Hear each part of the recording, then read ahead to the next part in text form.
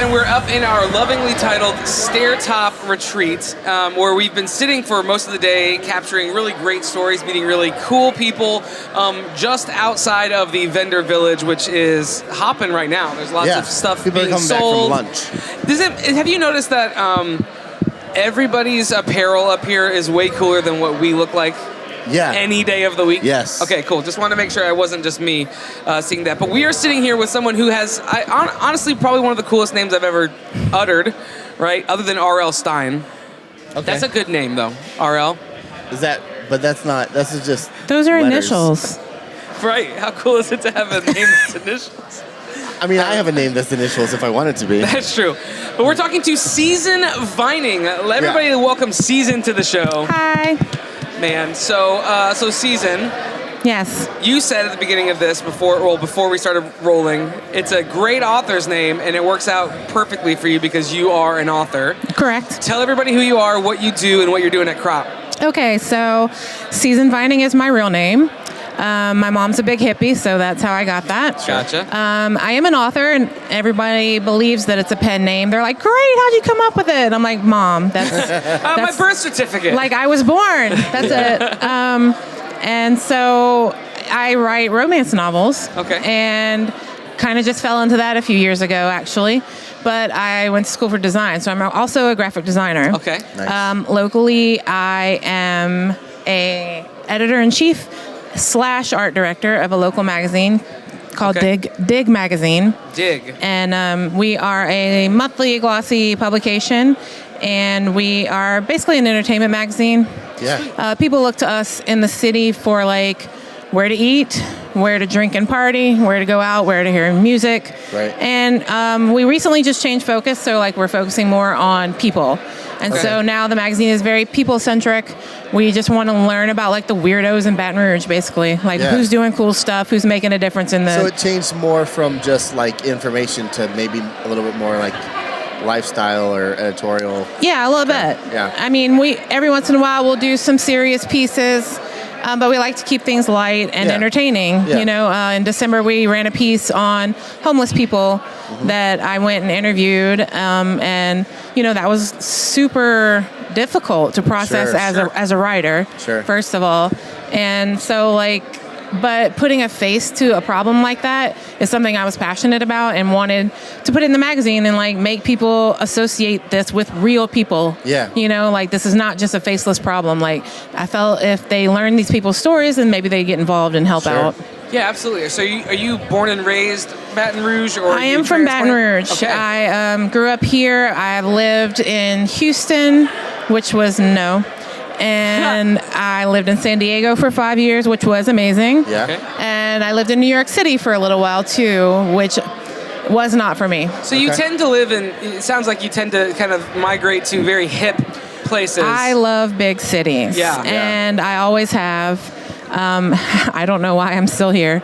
But, you know, Baton Rouge is cool and it's growing and it's getting better. And it's very different from when I was a teenager living here, honestly.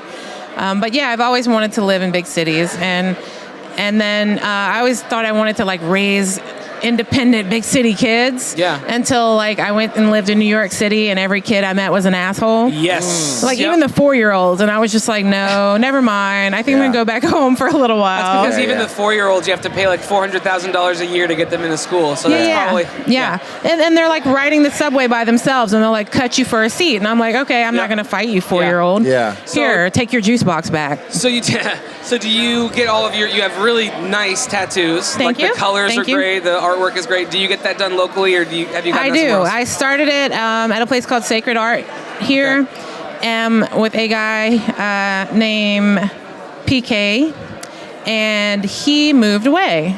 So that's why it's unfinished. I've been working on it for 2 years. Okay. About 11 hours in, and probably have about 4 or 5 more to go. The color's great on it for being 2 years old. Yeah. Oh, thanks. It's great. So basically, he comes home like twice a year. So basically, I have to wait till he comes home for him to finish it because I don't want anybody else to finish his work. Yeah. You know, I don't want to just move on to someone else, as desperate as I am to finish it. Yeah. Right. And I'm not going to go to Oakland Right. to have him work on it. So Yeah, who would want to go to Oakland anyway? For literally any reason. not it. Were we in Oakland last year? Yeah. We did. We stayed in Oakland for like a night or two. Yeah, we didn't want to be there. Yeah. We were happy to move back down south. We didn't go. We just went home. We did. We just went home. All right, so we're gonna play a game with you. We explained it a little bit before we started, but we've got these tokens, right? So this is the master of one. Okay. For each a master in a certain area. You're gonna become a master for the next few minutes in one of these categories. Okay. You're gonna flip it over. You'll be the master of that for the next few minutes. You're gonna tell us something new, fun, noteworthy, exciting about that particular thing from your perspective. So there's no wrong answers here. Okay. All right, so go ahead and choose a category. This is terrifying. TV and film. Okay. There you go. That's easy. Unless, I mean, you're an author, so maybe do you own a TV? Yeah. Do you boycott I have a TVs? TV. Perfect. Okay. That's a good start. I have Netflix. I can say that. I have Okay, that's Netflix cool. and Hulu and Google Play. All right, so I what don't are you have watching normal right now? television. Right now, I have been watching The Office Yeah. for probably the third time. Yeah. Catching up on that. And, I didn't give that show a chance for a while because, God, he's so annoying. But, you grow to love Steve Carell's character and you get over it. And you think no one is really that dumb, but then I've met that person. Yeah, so, yeah. Exactly. Yeah, they are. That's what makes it relatable. It's Yes. so over the top, but at the same time, you're like, but it's grounded in something and also, that's... that's what makes it timeless and why you watch it more than one time through is because that person never changes. There's always that person. Exactly. Yeah. And yet, he's not predictable. Right. So, I've been watching The Office. I've been watching The Good Place. Okay. Which is actually really funny. I was surprised by how good it is. Yeah. So things like that. I don't really watch anything. You know what? I hate reality television. Okay. Yeah. I'm so anti-drama Okay. that I just don't watch any of that. Huh. Yeah, I think... So I guess I'm not a master on television at all. No, I think that's you fine. You are. Like, the token has chosen you. So you are... I feel chosen in my heart. Yeah, that's good.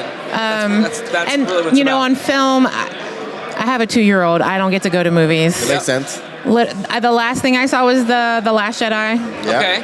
What were your thoughts on The Last Jedi? Okay, so my fiance very passionately hates this movie. Okay.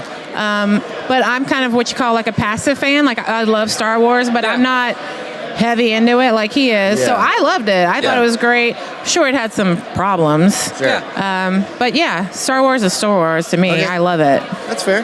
Yeah, Yeah. you just want to see it on the big screen, Yes. right? Yes. That's how I'm a Ninja Turtle fan, and everyone gave me a bunch He of loves crap for Ninja- liking the Michael Bay movie. But I'm like, I'm just excited that the Ninja Turtles are on the big screen.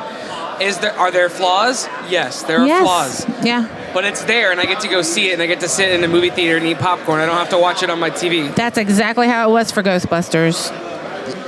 Yes. And we've now hit the trifecta. Yes. I believe you are The master of TV and film. Yes, Congratulations. yes. Tell everybody where they can find you, they can follow what you're doing, they can support your work and all that stuff. So Dig Magazine is here in Baton Rouge. I'm the editor-in-chief there and the art director. So I'm responsible for the whole magazine, how it reads, how it looks. I do the layout, photo direction, all of that. Yeah.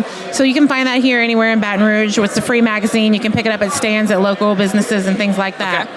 As far as my romance novels, you can find me at seasonvining.com. I'm on Instagram, I'm on Pinterest, I'm on Twitter. Anywhere where people will listen to me chatter about nothing at all. Yeah. Do you do Perfect. your own typesetting and cover design and everything? I do not because I'm traditionally published. So Okay. they don't let All you right. touch any of that. Perfect. Unfortunately. Yeah. Sure. Lucky for me, my agent did write into both of my contracts that I do have some control, some say over the Right. cover design because I am a graphic designer, but I do not have the final call. You Gotcha. don't get to do it. Well, being traditionally published, that's not a bad gig anyway. So It's not. It's not. But you give up a lot of you give control. up some Sure. of the control, but Yeah. what you get back is security that it's going to get distributed. Right, appropriately. So that's exactly. good. I have 4 novels published already. I just finished my 5th one. I just started my 6th one. And so it's a journey, and every single publisher you're with is different. And you learn something new with every single business you work with. Cool. Well, maybe someday you'll make it so big that you can have a shortened pen name like R.L. Stein. Maybe That's so. what we can all strive for. It's the Yeah, abbreviation. we will go with SG Vining. Yes. That's perfect. Well, thank you so much for chatting with us, and hope you have an incredible rest of the conference. Thanks for having me, guys. Thanks.